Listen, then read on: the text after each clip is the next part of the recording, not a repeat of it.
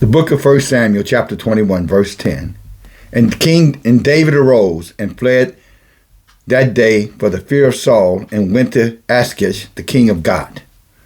And the servants of Achish said unto him, Is this not David, the king of the land? Did not they sing one to another of him in dances, saying, Saul has slain his thousands, and David his tens of thousands? And David laid up these words in his heart, and he was so afraid of Achish, the king of Gath. And he changed his behavior before them, and pretended himself to be a madman in their hands. And he scrabbled on the doors and the gate, and he let spit fall down upon his beard. Then said Achish, the king, unto his servants, Hey, you see, this man is a madman. Wherefore have you brought him to me? Have I need of madmen, that you have brought this fellow to play the madman in my presence? Shall this fellow come into my house? Shalom, Yahuah, of the DFG. Now, there's a little bit more to this story, and there's a little more depth I'm going to share in just a moment. But before I go there, a couple of things I want to talk about.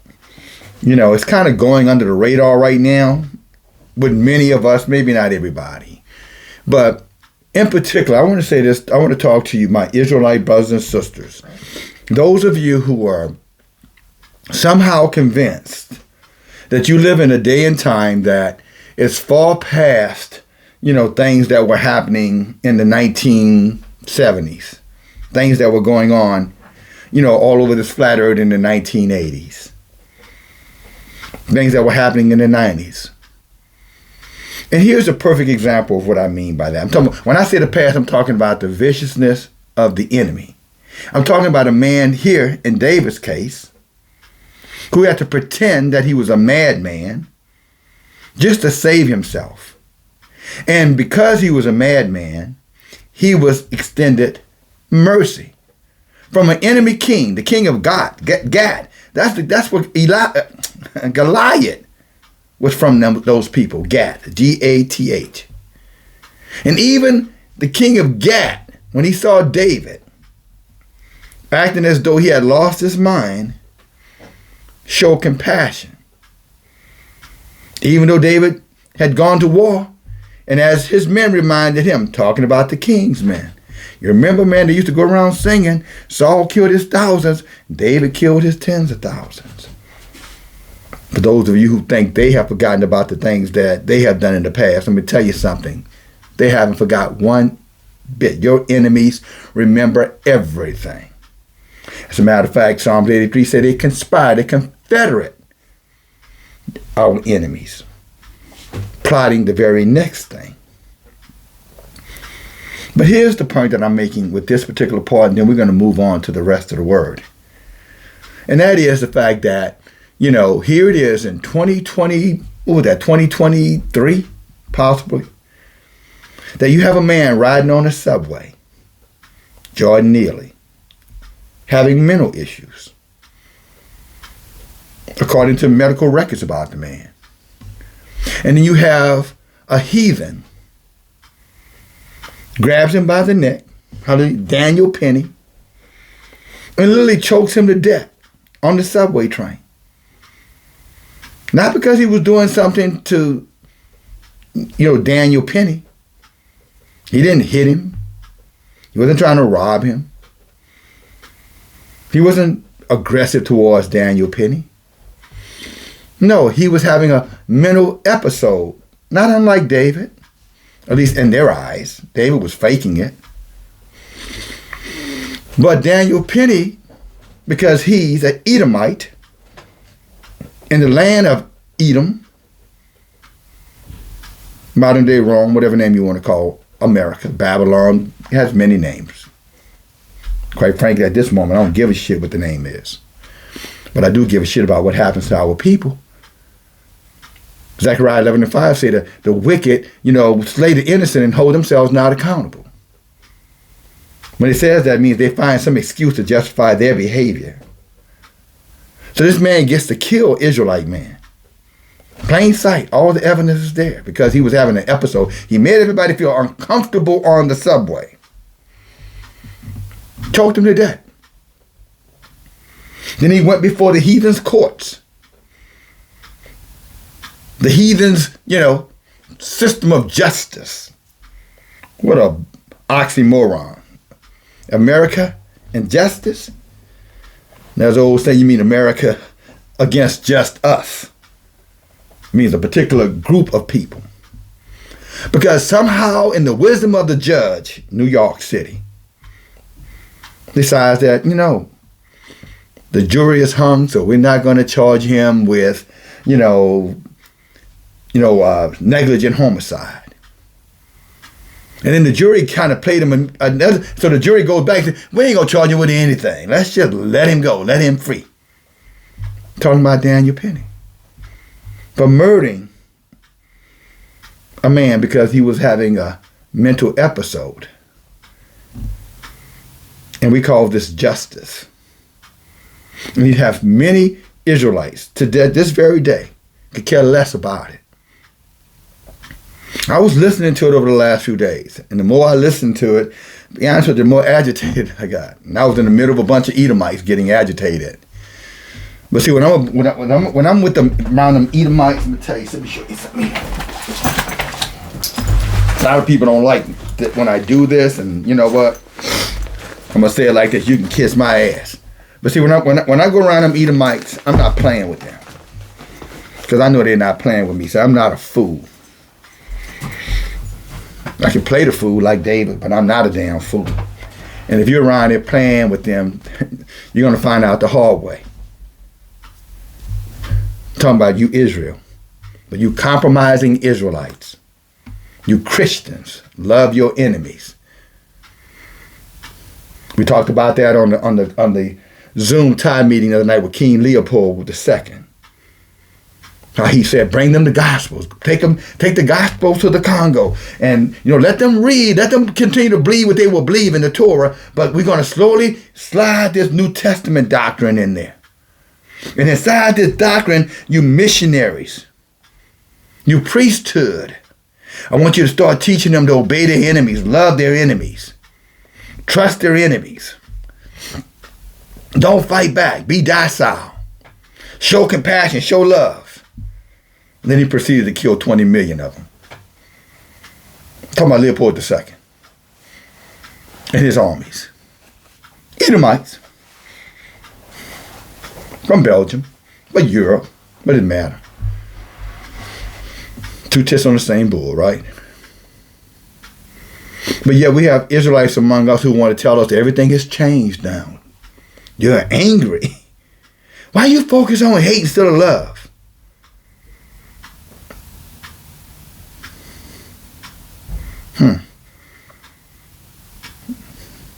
Let me tell you, I'd be a damn fool not to be in the land of my enemies. Set him free. No harm, no foul. While both our people at Walmart today, tomorrow, wherever they're buying their hams, their pigs, their swine, trying to do the heathens' Christmas. While the heathen couldn't give a damn about us. But nobody says anything. At least men of importance, as we would call them in our community. Yeah, they send a little jackleg, lawyers around us, see if they can hustle up a penny or two here or there. But they don't care either. What kind of leadership, brothers and sisters, that don't encourage people to take up, weapons in times of war? I can tell you what kind of leader that is. That's a coward. And any man who's aloof and run around here doing whatever you think, don't give a shit about it, you're a coward too. We can't bring him back from the dead. We can't undo what is done.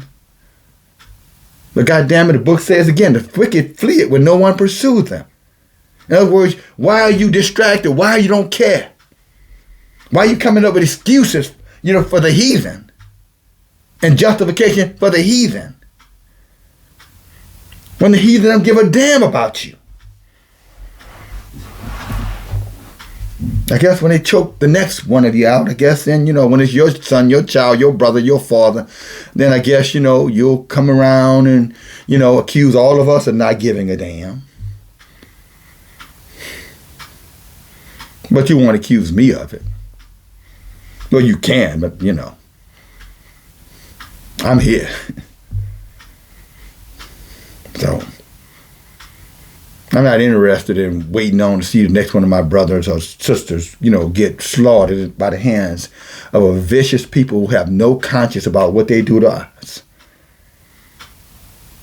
The CEO, this United Healthcare CEO, gets shot down in the back. Same city, New York.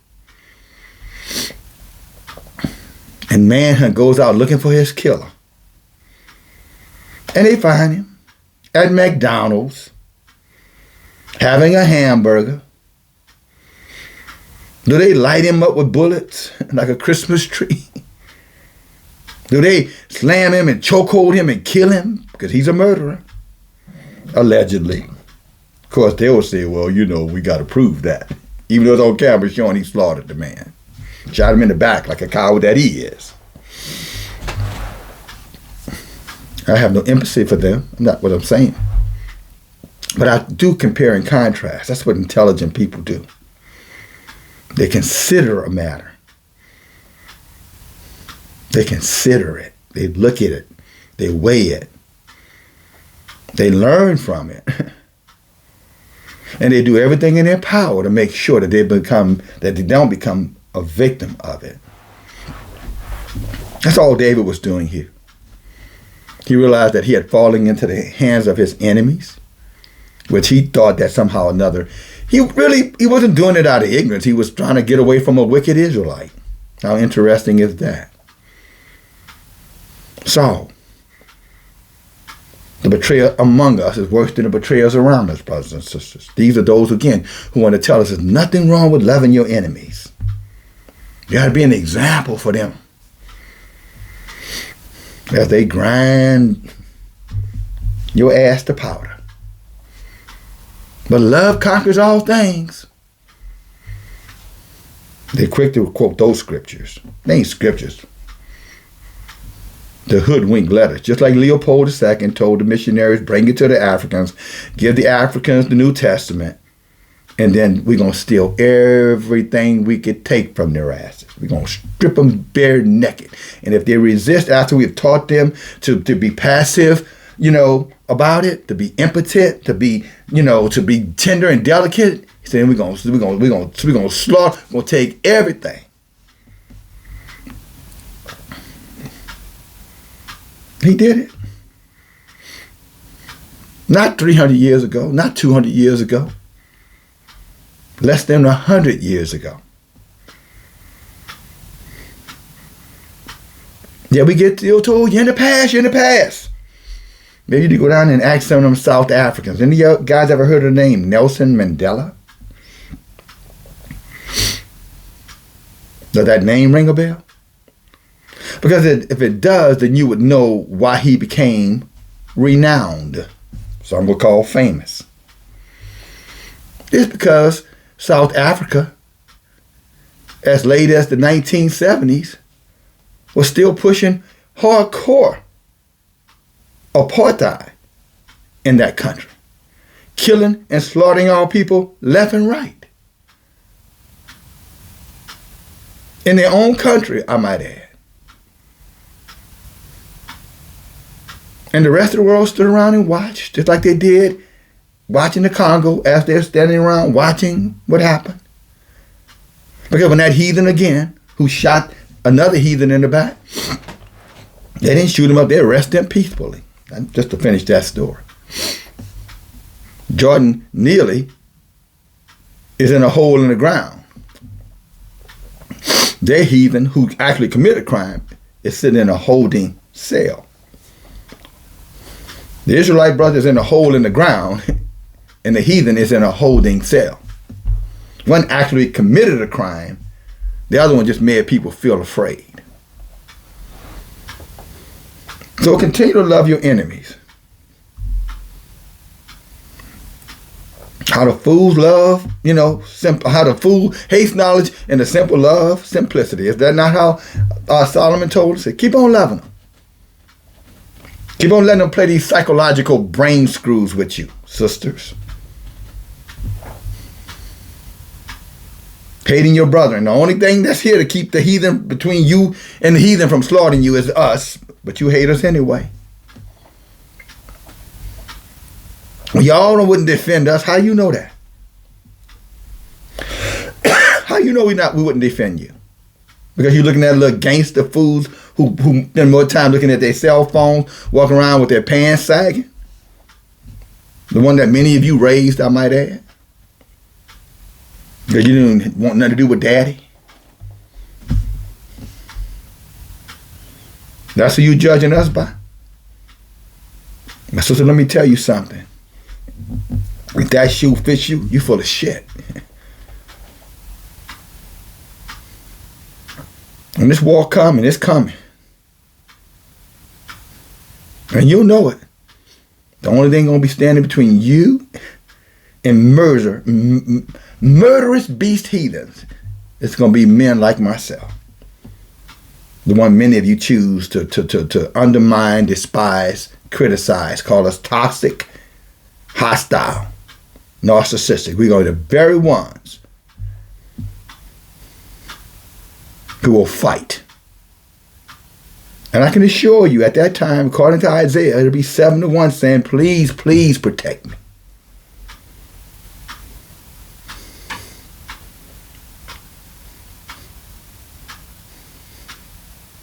Just want to put that little bug in your ear, sister. Everybody's a hero on television. In the make-believe land, fairy tale land, anybody could be a hero. Prince Charming can come on his white horse to get your ass, right? But see, there's a black horse out there too, called death. And he's got his eyes on you.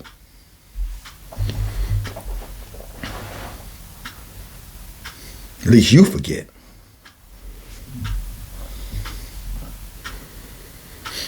Don't make this right there where it is. I'm not even going any farther with this message.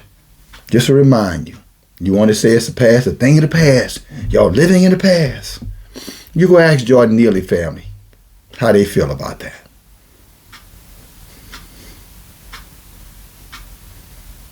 How close to the past has to be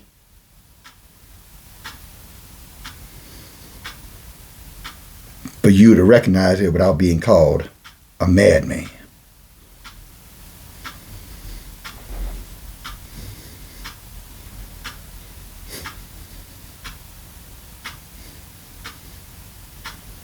Those of you all with us tomorrow night, we're going to have a good study, Tanakh study. Hope to see you there. And Sister Judah Yasharel, Sister, Nikhil Mosley, thank you guys for your support. And hope this is a wake-up call to some of you Israelites. But then again,